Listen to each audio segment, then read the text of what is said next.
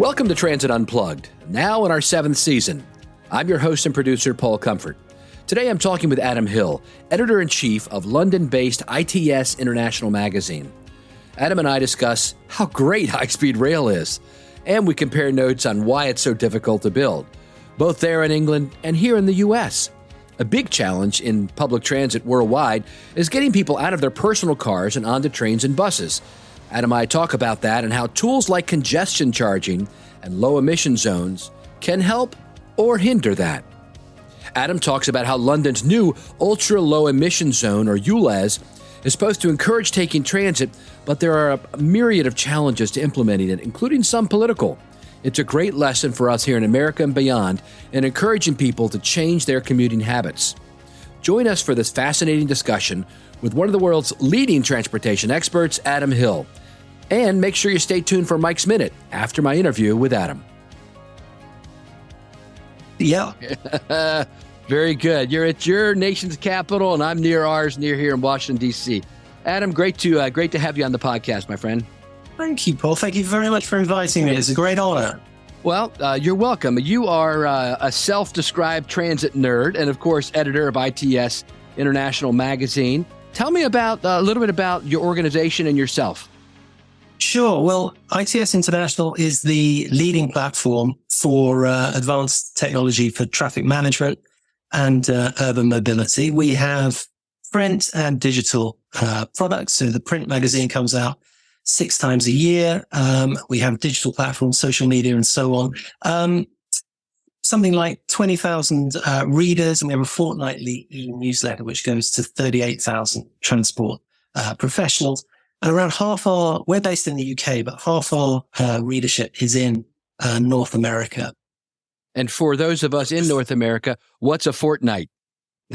I'm so sorry. It's every 2 weeks. That's all good. I think a lot of people know that, but it's actually not very common.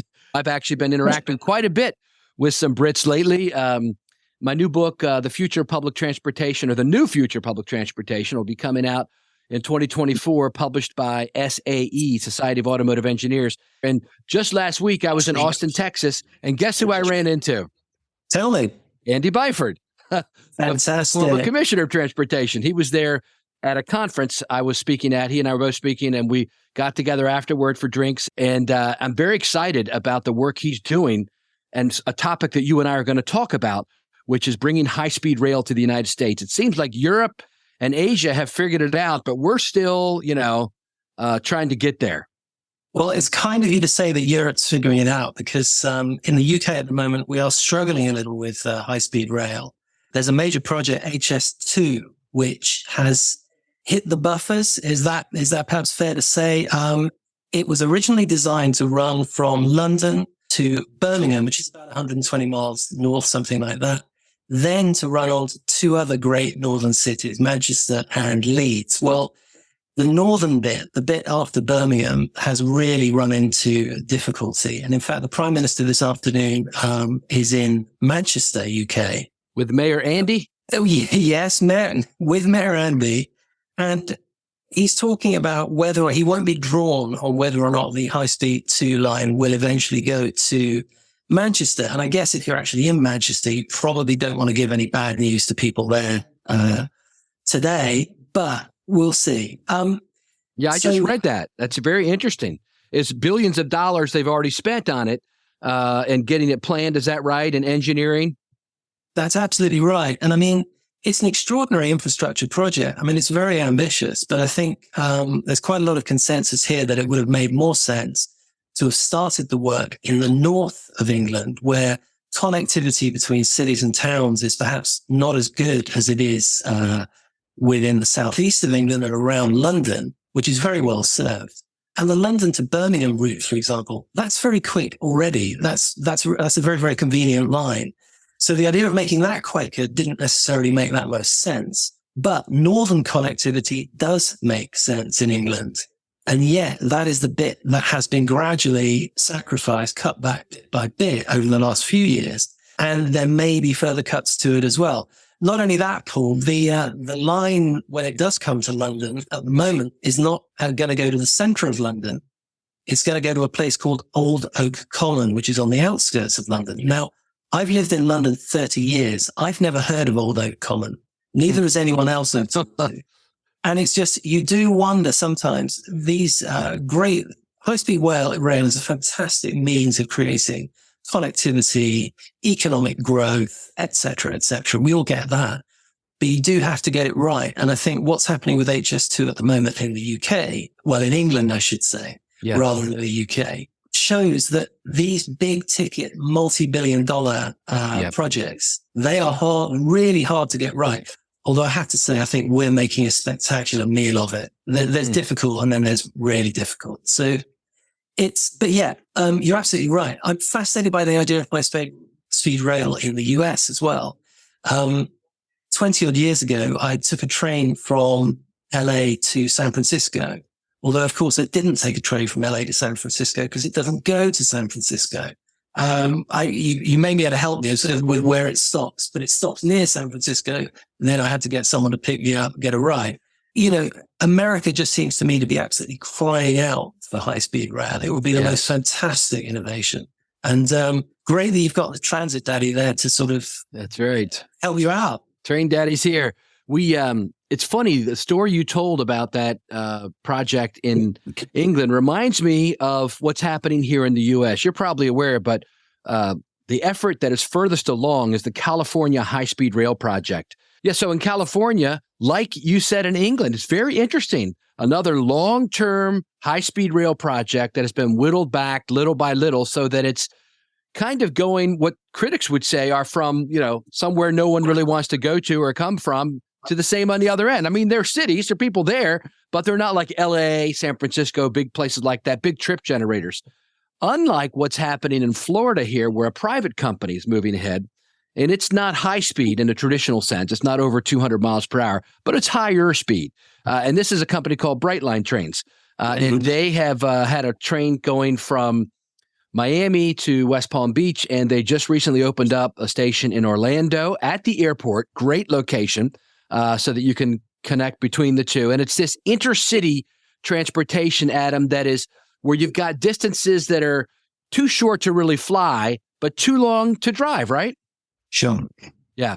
So anyway, very interesting. And now they're trying to start one between LA and Las Vegas, which would be a great trip generator because a lot of people go that way and they have to fly now. It's too far. It's just over. I think I did it a few years ago. I think it's like 3.5, 4 hours if you're going very fast, which I was. But it's so interesting because I was in Detroit just a few years ago, and when that beautiful mainline station there was still a little bit in rack and ruin, and now having seen the pictures, it's stunning, the redevelopment that's gone on around that area. But again, I was walking around just thinking, I can't believe that this extraordinary sort of cathedral to public transport, as was, is no longer useful. And so I get, things change, but some things do stay the same. And rail links are such a fantastic, it's a fantastic way to travel. It really is just one of the great ways to get around. But B, it's efficient. It can be cost effective. It can be time effective. And I just wonder why there isn't maybe the passion, where that's gone. And again, I understand the development of the automobile and the development of relatively cheap flights. Can it come back? You know the market backwards, Paul. Will we get to a point where high-speed rail in the US is something that is passionately championed by policymakers, et cetera? So it's a lot of it's political, right? Because the politicians are the ones that appropriate the funds. And when you have a pendulum in politics in America, where we go from Republican to Democrat parties back and forth, there's sometimes less enthusiasm, or depending on where it's at, there's less enthusiasm sometimes and it stalls. But also, that's not the only issue, Adam.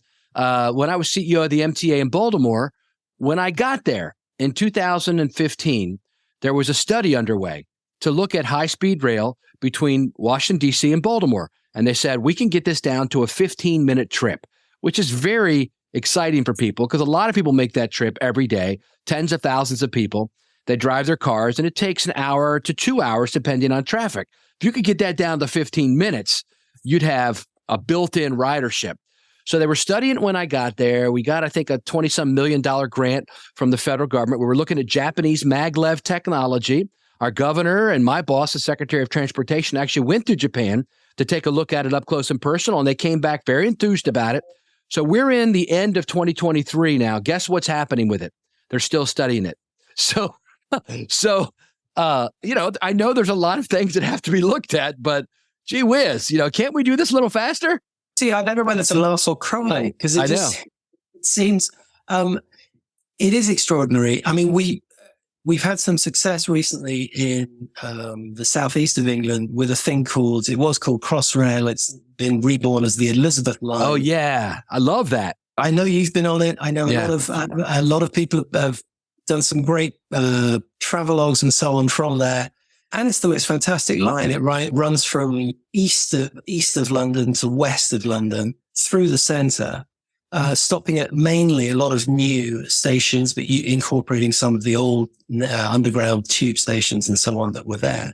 And it's extraordinary. Getting on it the first time, it really was like running after walking. It was just a wonderful experience. And it still is. I mean, a year on, my enthusiasm is undimmed. But one thing about something like that, and the reason the Elizabeth Line works so well as a user, as a consumer, as a rider, is its frequency.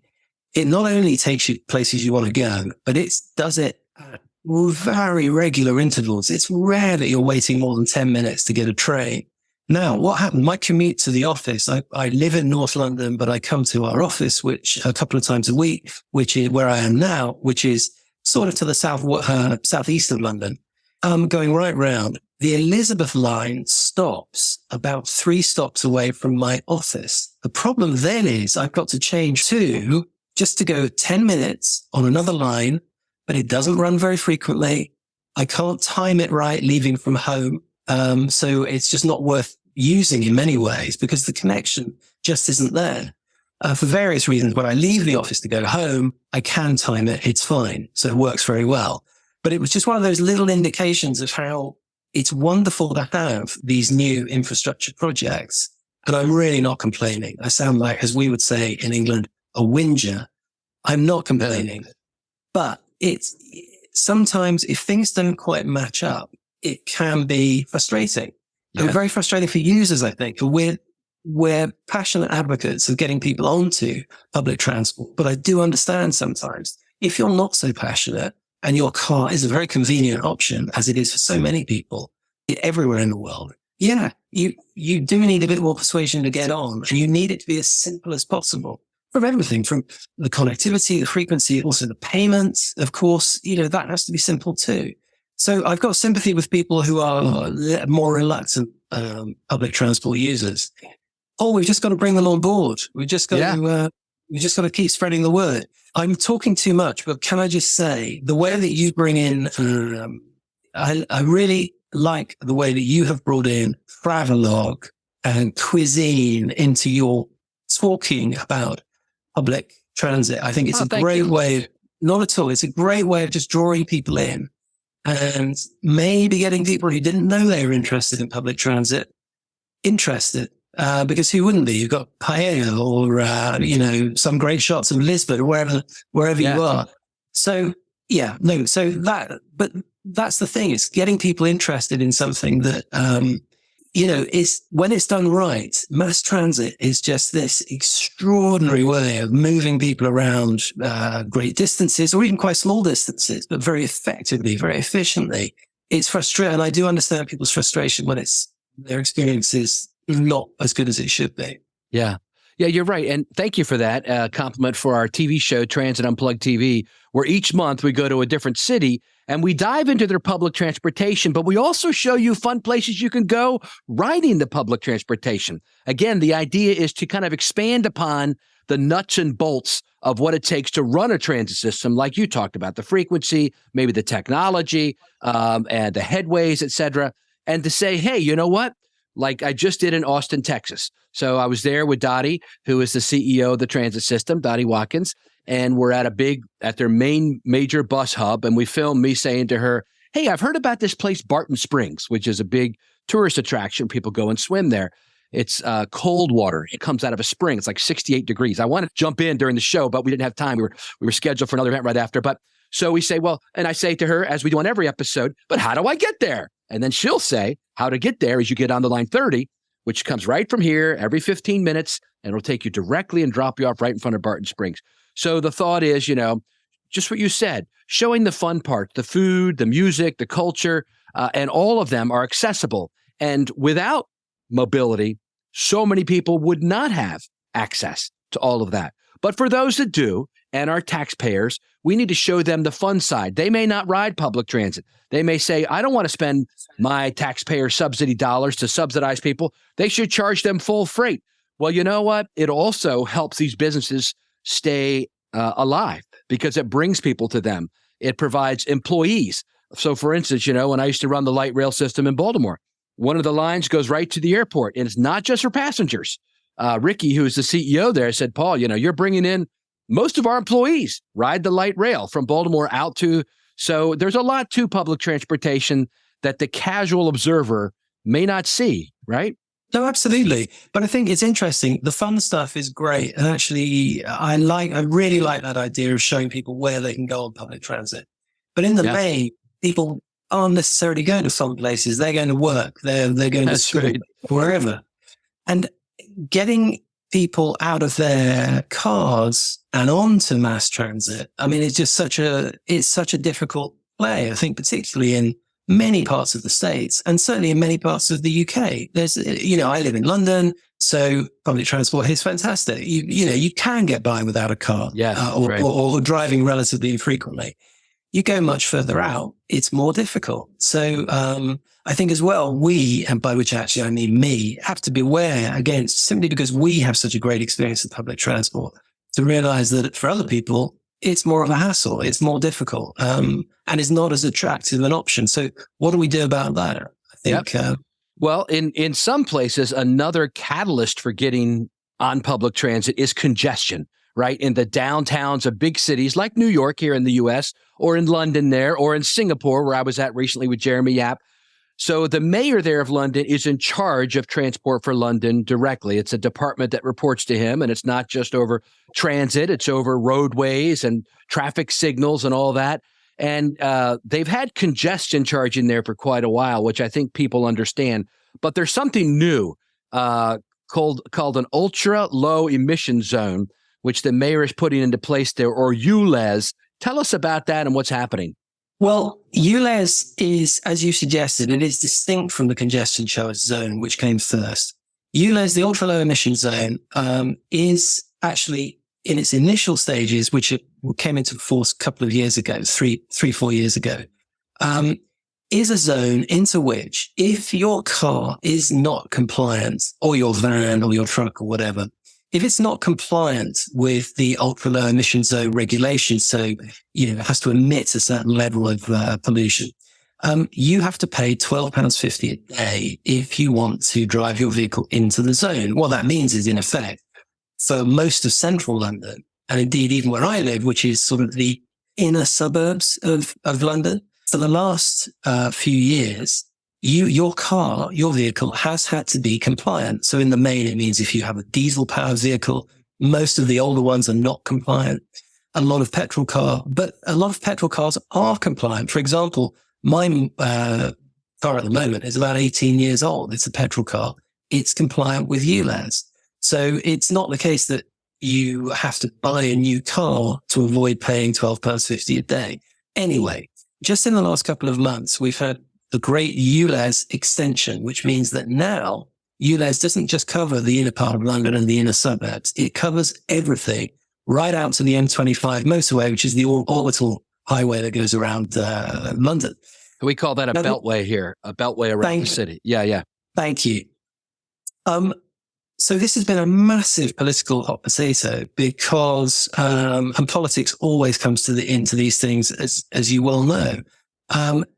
There's been huge opposition to the idea of pushing the ULEZ zone out to cover the whole of London.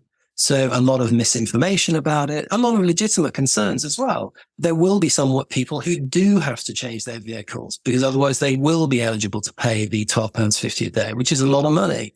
But equally, TfL, Transport for London, estimates something like 9 out of 10 existing cars will already be ULEZ compliant.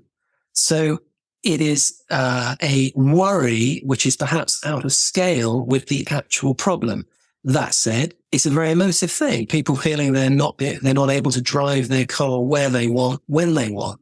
And that has definitely affected current political debate and discourse in the UK, because we had what's called a by-election, which is where a sitting member of parliament, in this case Boris Johnson, who used to be the prime minister, leaves their constituency. They say, I don't want to be an MP anymore. So you have to vote a new one in, but it doesn't come after, in a 4-year election cycle. It comes right in the middle of a parliament.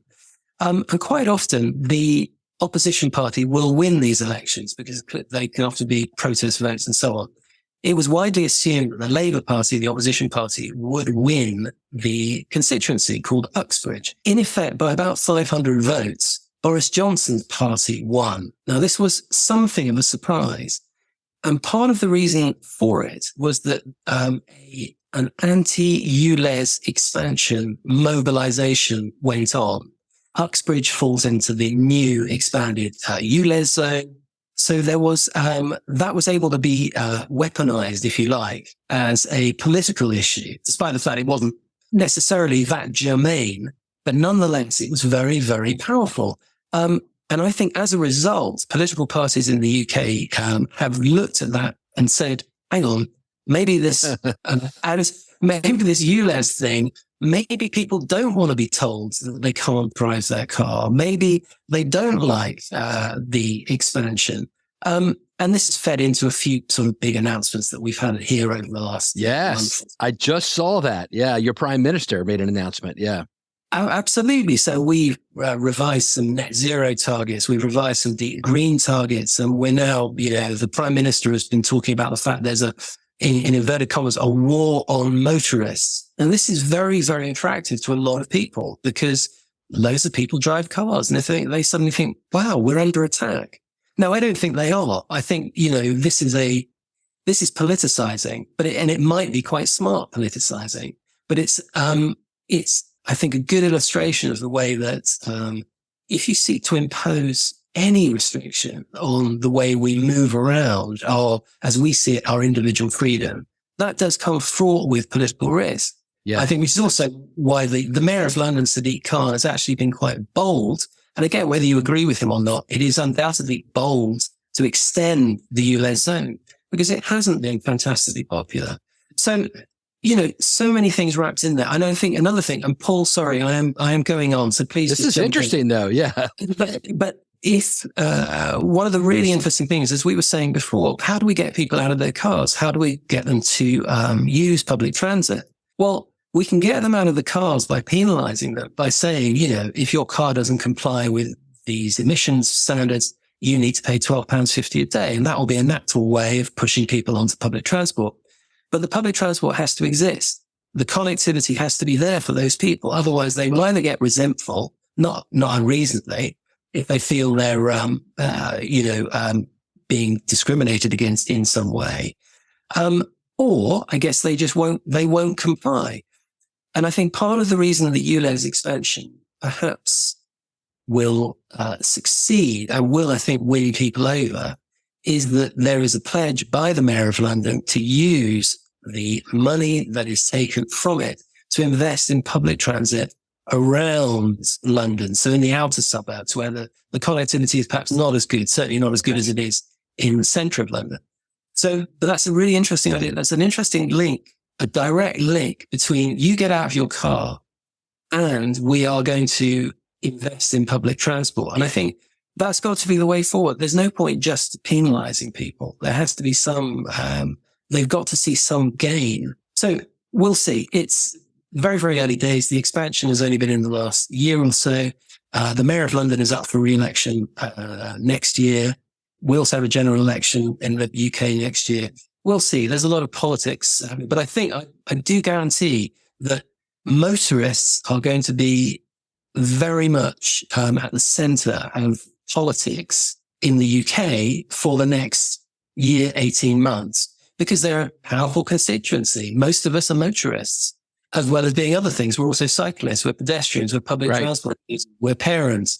So, arguments around better air quality, improved road safety, they're also very powerful as well. They're powerful arguments. People get them.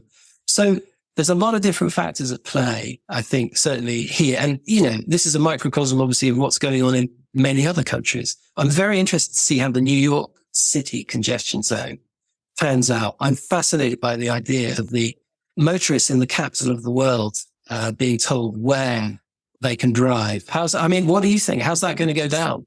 Well, it's moving forward in New York City as we speak. It was passed and adopted and allowed.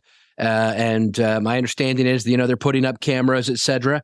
But the people in New Jersey are suing New York because a lot of them are going to have to pay going in. So in the end, like most things here in the U.S., it'll probably be decided by the courts. So, but thank you, Adam. This has been a fascinating look of comparison and contrast, I think, between what's happening in public transportation here in the U.S. and there in what we call Great Britain, which I know is now the United Kingdom, but really we talked a lot about what's happening in England, which is the basis of it. And so thank you for this great talk. And if people want to read more about this type of things, they, of course, can subscribe to your magazine, ITS International. We'll have information on the show notes about how to do that. Thank you again, Adam. Thank you, Paul. It's been an absolute pleasure. Hi, this is Mike Bismeyer, and this is Mike's Minute, where we talk about leadership, mentorship, and kindness with the hopes it'll inspire you to pay it forward. It was great today to hear Paul and Adam talk about the fun stuff of transit. As I'm excited to be attending the Canadian Urban Transit Association's fall conference and trade show this week, participating on a leadership panel with Paul, as well as speaking to the Young Leaders Summit about the power of mentorship, and it is always fun to be here. It's a perfect parlay for all the subjects I talk about when we cover leadership, mentorship, and kindness. I wanted to talk a bit about the Young Leaders Summit and those young leaders that we are surrounded with at the agencies and companies we represent. It's always inspiring to see the passion and excitement that many new folks or early career folks have, the ideas they bring, and the ambition they have to be change makers. It also reiterates the importance to share and pass on knowledge, be willing to help and listen. Leadership and mentorship can take on many forms, and both are always two-way streets. But the example I will use in terms of leadership is with this Young Leaders Summit, the young leaders that have made up part of the steering committee and taken the lead on organizing this particular summit for 63 delegates, building an incredibly action-packed few days of transit-related sessions, learnings, and team-building exercises. The idea is, of course, to encourage the future generation of leaders and to build excitement for transit in general and to have folks consider transit as a career path. It's always my honor to be involved in these summits and have an opportunity to address the young leader delegates about the values of mentorship and networking. And I truly believe that peer-to-peer relationships, learning, and sharing in our industry fall right into that fun stuff category. As I sign off, I'm headed to ride the new Valley Line Southeast Light Rail that opened just last week here in the host city of Edmonton and have some more fun. Thanks for listening. Kindness is cool. Hi, this is Tris Hussey, editor of the Transit Unplugged podcast. Thank you for listening to today's show, and a special thanks to our guest, Adam Hill, editor-in-chief of ITS International Magazine. And coming up next week on the show, Paul's talking with Scott Smith, former CEO of Valley Metro in Arizona. While you're listening to the podcast, if you could do us a favor by rating and reviewing us wherever you listen to the show, we'd really appreciate it. Rating and reviewing the show helps other people find Transit Unplugged and become part of our transit enthusiast community. If you have a question, comment, or would like to be a guest on the show, feel free to email us anytime at info@transitunplugged.com. Transit Unplugged is brought to you by Modaxo. At Modaxo, we're passionate about moving the world's people. And at Transit Unplugged, we're passionate about telling those stories. So until next week, ride safe and ride happy.